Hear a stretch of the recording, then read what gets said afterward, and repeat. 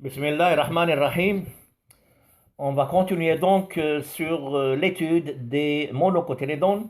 Et cette fois-ci, on va aborder le troisième groupe qui correspond au groupe des monocotylédones à caractère évolué, tel que la famille des graminées, que l'on appelle aussi la famille des poacées. Alors, cette famille des poacées appartient à l'ordre des poales. Cet ordre englobe, si vous voulez, 12 000 espèces groupées en 720 genres qui sont à répartition cosmopolite et se trouvent partout dans le monde. Ainsi, on les retrouve sur divers milieux écologiques. On les rencontre sur des milieux désertiques, dans des habitats qui sont aquatiques, c'est-à-dire finalement, ils se trouvent pratiquement dans toutes les altitudes du monde. Alors, pour ce qui est de l'appareil végétatif ainsi que la forme biologique, alors nous signalons tout d'abord que les graminées sont toutes des herbacées, on ne trouve jamais des arbres ni des arbustes, car puisque ce sont des monocotylédones, comme on a dit la dernière fois, les monocotylédones sont dépourvus des formations secondaires pour avoir un tronc épais comme ceux que l'on trouve chez les dicotylédones. Donc ce sont toutes des herbacées. Pour ce qui est de la tige des graminées, on l'appelle d'abord chaume. Pourquoi? Parce que c'est une tige qui est creuse à l'intérieur, elle est vide. Ce n'est pas le cas comme celui ou bien comme celle que l'on trouve chez les dicotylédones.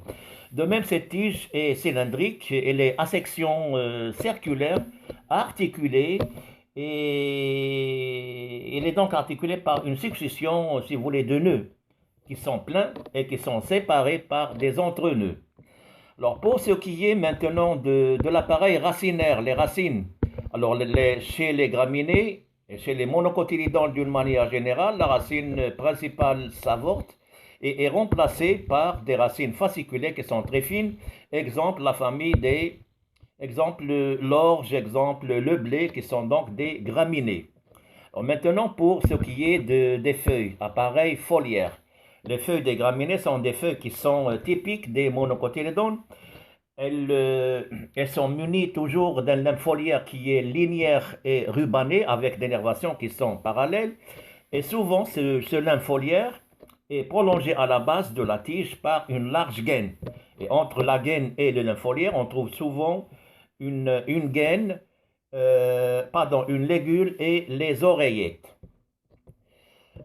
Alors, maintenant voilà. Alors ici, vous avez donc le schéma d'une coupe schématique de la tige qui montre ce qu'on vient de vous expliquer tout à l'heure. Ce qui est foncé, c'est le lympholiaire avec des nervations parallèles qui se termine à la base par ce qu'on appelle donc la gaine. Et là, repérez la légule et les oreillettes. Au-dessous, c'est des nœuds qui sont bien distincts. Et au sommet, c'est bien indiqué une tige creuse que l'on appelle chaume. Une tige particulière des graminées appelée chaume.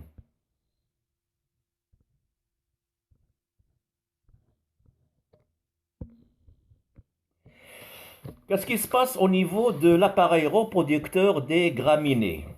Alors, premièrement, l'inflorescence. Alors, l'inflorescence des graminées est une inflorescence particulière et caractéristique. Elle s'appelle épillée.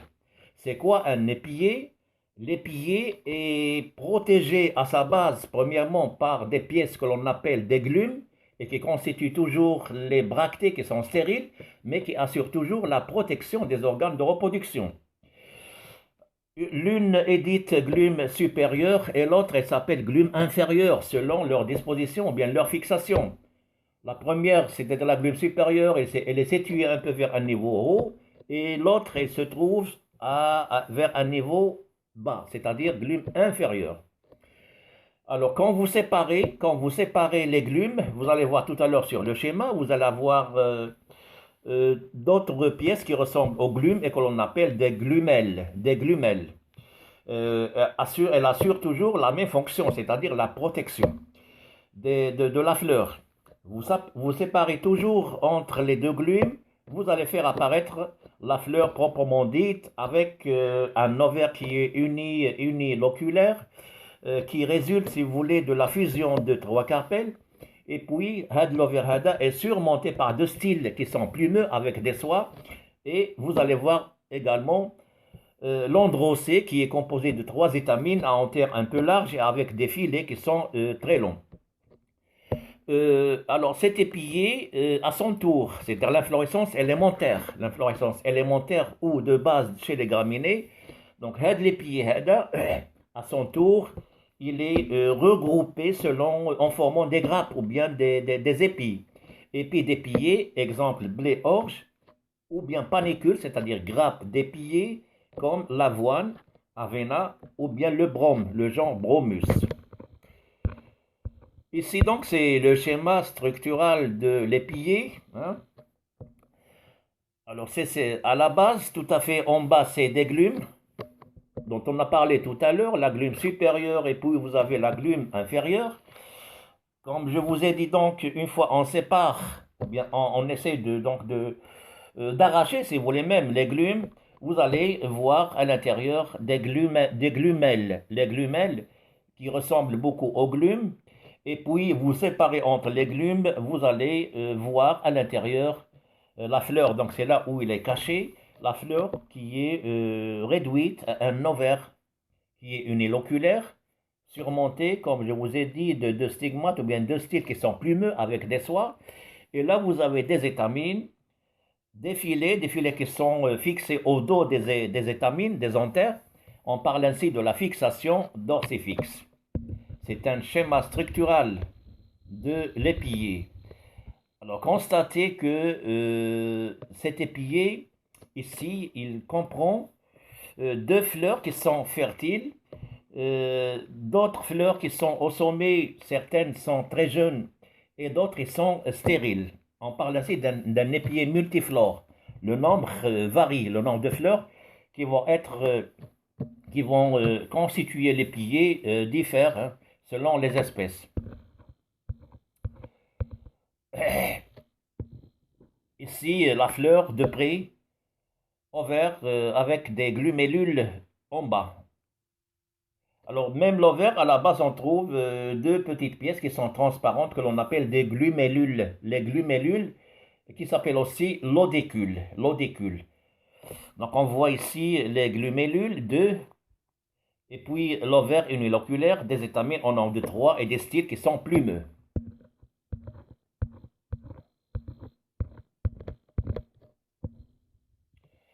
Toujours la structure de l'épillé. Alors celui-là correspond à l'épillé d'orge possédant une seule fleur.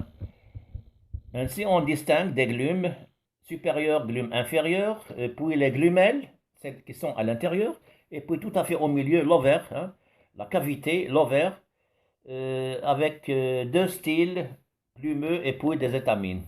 C'est un épillé uniflore, une seule fleur. Détail d'une fleur ici, de la fleur, les étamines qui sont à fixation dorsiflexe et puis les styles qui sont plumeux. Alors celui-là correspond au diagramme floral d'une graminée.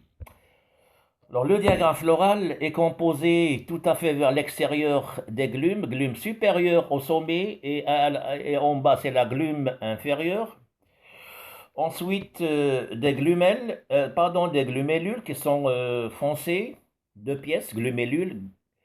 Et puis, à l'intérieur, 3 étamines qui sont en forme de B. Et à l'intérieur, on voit l'ovaire qui est uniloculaire et avec un seul ovule. Et à maturité, c'est-à-dire au moment de la fructification, le fruit va être une caryopse, qui est un fruit caractéristique des graminées. Caryopse, il ressemble à un naquet, seulement les téguments de la graine intimement soudés aux téguments du fruit. C'est pour cela qu'on l'appelle caryopse. Le périanthe des graminées est constitué de glumelles supérieures et les 2 glumélules, les lodécules. Les lodécules et la glumelle supérieure, ce sont 3 pièces qui constituent le périanthe. Donc c'est pour rester dans le schéma général des monocotylédones, c'est-à-dire dans le cas de la trimerie des fleurs trimaires, 3 pièces qui constituent le périanthe. De même, l'androcée est composé de 3 étamines, donc nous restons toujours dans ce schéma de 3 trimeries, fleurs trimaires, à filet très long, à antère dorsiflexe et oscillante, c'est-à-dire elle bouge sous l'effet du vent. Le gynécée est surmonté de 1 à 3 styles plumeux. Le fruit est une caryopse. Il est particulier dans le péricarpe et intimement soudé au tégument de la graine. Maintenant, sur le plan anatomique, les graminées sont pourvues des cellules que l'on appelle des cellules bulliformes, des cellules qui sont épidermiques et qui jouent le rôle dans l'adaptation des graminées aux conditions de sécheresse ou bien aux conditions pendant les périodes, si vous voulez, de stress hydrique. Ce sont des cellules gonflées que l'on trouve tout à fait au niveau, c'est-à-dire épidermique. La deuxième particularité anatomique, c'est que l'épiderme comporte des cellules imprégnées de subérine ou de la silice. De point de vue biochimique, on signale la présence du saccharose, tel que chez par exemple le genre Saccharome, Saccharome officinarum lehoua qasab sukkar, et d'autres sont riches en fructose tels que poa, le brome, l'avoine et les autres. Alors ici c'est une coupe transversale au niveau d'un lèvre foliaire d'Oya. Oya qui est Ammophila arenaria, une graminée vivace que l'on rencontre sur des milieux sableux. C'est des cellules épidermiques, vous voyez des cellules qui sont un peu larges et qui sont gonflées. C'est bien des cellules bulliformes, jouant ainsi un rôle dans l'adaptation des graminées aux conditions d'aridité ou de sécheresse. Alors, pour maintenant les plantes des graminées, alors ce qu'il faut signaler également à propos de cette famille des graminées, c'est que c'est la famille la plus importante sur le plan économique, car elle fournit une part essentielle de l'alimentation de base, grâce aux espèces qui sont domestiquées ou bien des espèces qui sont cultivées, comme les céréales al-huboub, telles que le blé, le maïs, l'orge et autres. La canne à sucre également. Et aussi bien cette famille des graminées fournit des espèces que l'on appelle des espèces fourragères, qui sont des espèces d'alimentation, bien de nourriture pour le cheptel, le machia. Alors pour les plantes alimentaires, nous citons sécale, céréales, le seigle, triticum, triticum c'est le blé, donc le nom scientifique du blé c'est le genre triticum. Il existe deux espèces du blé, si vous voulez, blé tendre et le blé dur.